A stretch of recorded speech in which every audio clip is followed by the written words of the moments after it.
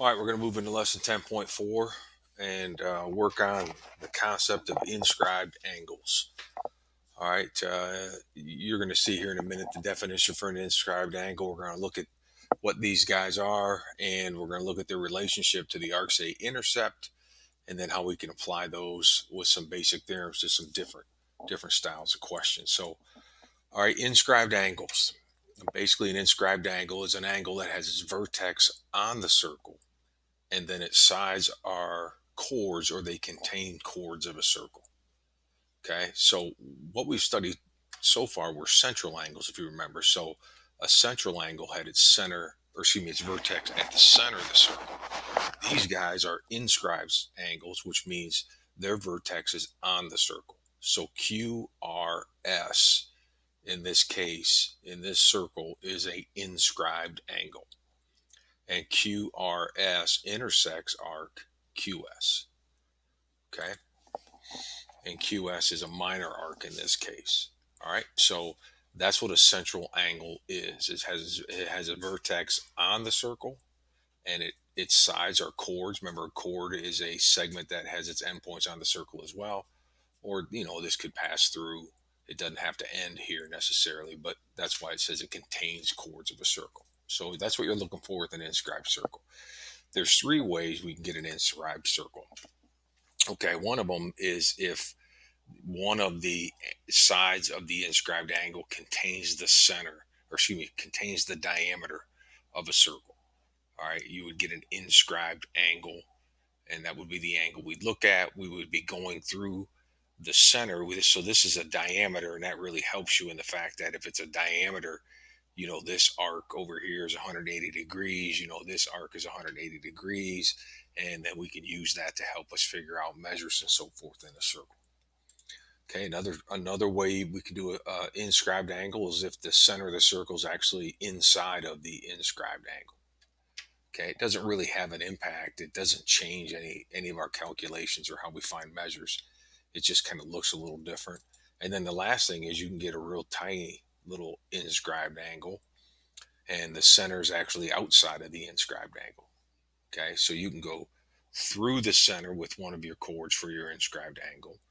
You can actually contain the center within the inside of your inscribed angle, or you can create an inscribed angle that the center's on the outside of. So any one of those three, we calculate the information the same.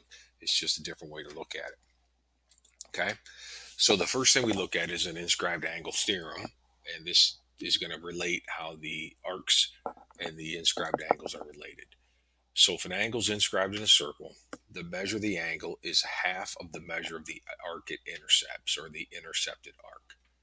Okay, so an inscribed angle is half of the measure of the arc it intercepts. So if you look at this, we got the measure of angle, we got angle one here, which is an inscribed angle. You can see the vertex for angle one is on the circle, and then we extend as chords here. So there's my angle created.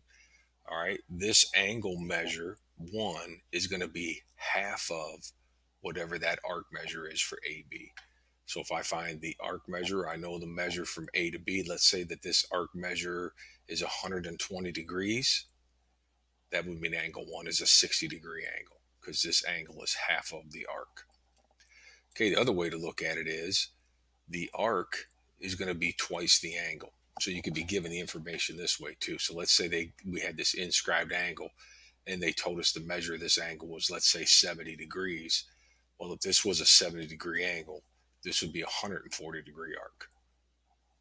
Okay, so we need to understand that concept and be able to apply that to situations. The other theorem we have, to me, is a common sense one, but we're going to show it to you anyway.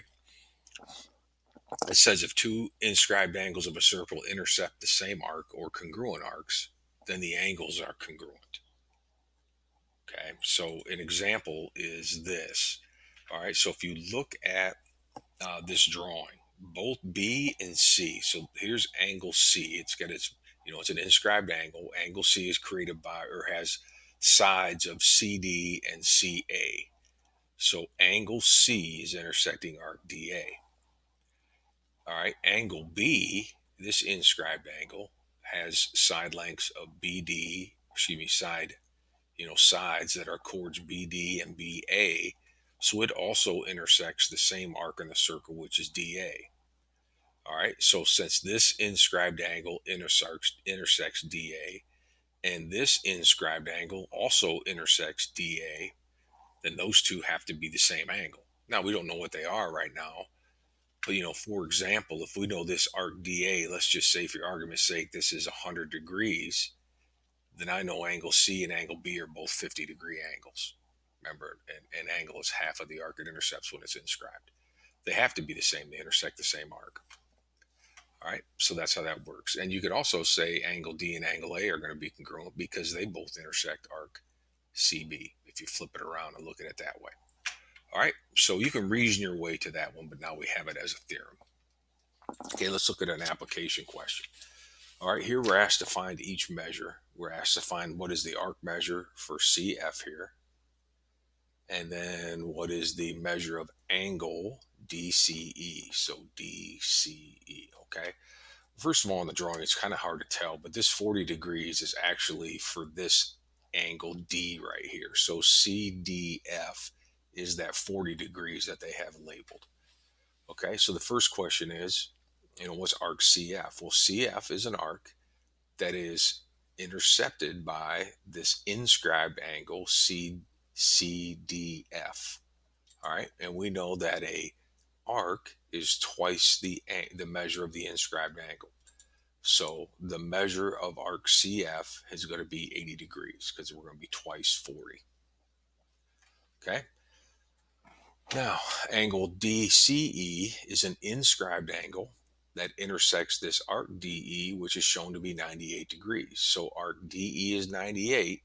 That means the inscribed angle that creates or intercepts that arc is going to be half of that. So if we do half of 98, this angle DCE, that angle right there is going to be 49 degrees. Okay. Now they could ask us more questions. They could ask us, what's the measure of this angle? Because now we got a triangle that we see, and this is 40. This angle's 49. We could find the missing angle there. So there's other questions they can bring into it, but that's basically how we're going to use this information. Okay, given an arc, find an inscribed angle. Given an inscribed angle, find an arc. Okay, and by the way, you can see that DF is a diameter. Okay, so if CF is 80, C to D's got to be 100 because this has got to be 180 degrees. Since DE is 98, okay, this has got to be 180 here, right? So if that much is 98, this much has got to be what? 92? Is that right? No, 82. EF's got to be an 82-degree arc. So we can bring other questions in.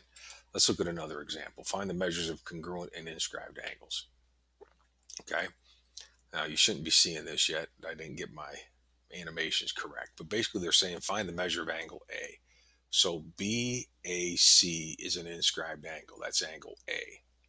Well, what we see is that angle BAC and angle BDC both intersect the same arc BC. Okay.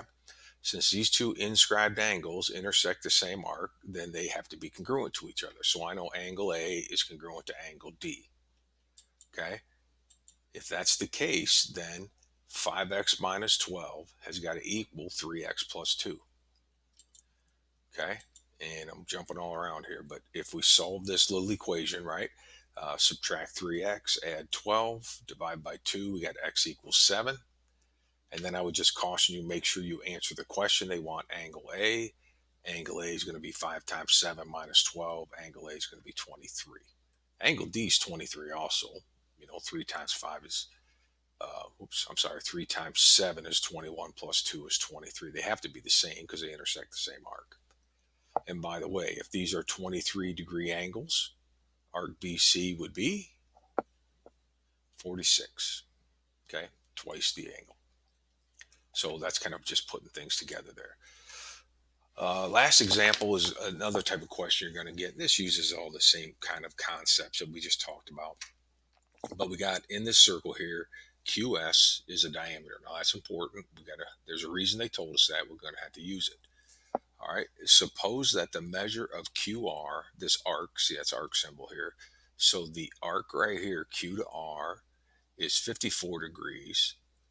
And angle QRT, this little angle right here, is 28 degrees. All right. They're asking us to find the measure of angle RQS. So where Q is the inscribed angle, RQS, and angle SRT. All right. What I'm going to do is just kind of put my information in here first. So I'm going to take the given information and start putting it in here rather than just diving in and trying to find these. I'm going to start picking this thing apart a little bit. First of all, I know that arc RQ is 54 degrees. Now, what I can gather from that is if this arc is 54, then this inscribed angle that intercepts this arc has got to be half of that. So this angle, RSQ, is 27 degrees. I don't know if I needed it, but now I know it. Okay. The next thing I'm going to use is the fact that SQ is a diameter. If SQ is a diameter, then QRS is a semicircle, which is 180 degrees. So if Q to R is 54, R to S has got to be 126. So I get the total of 180 here. Okay. Now I like that because arc RS is 126. It is intercepted by angle Q here with, SQR. So an inscribed angle is half of the arc it intercepts. So I now know that this angle RQS is 63 degrees. That was actually one of the questions, but I want to keep going on and keep our train of thought here. Again, using the idea that we have a semicircle, S to T to Q, well, that's a semicircle, so that's 180 degrees. Okay.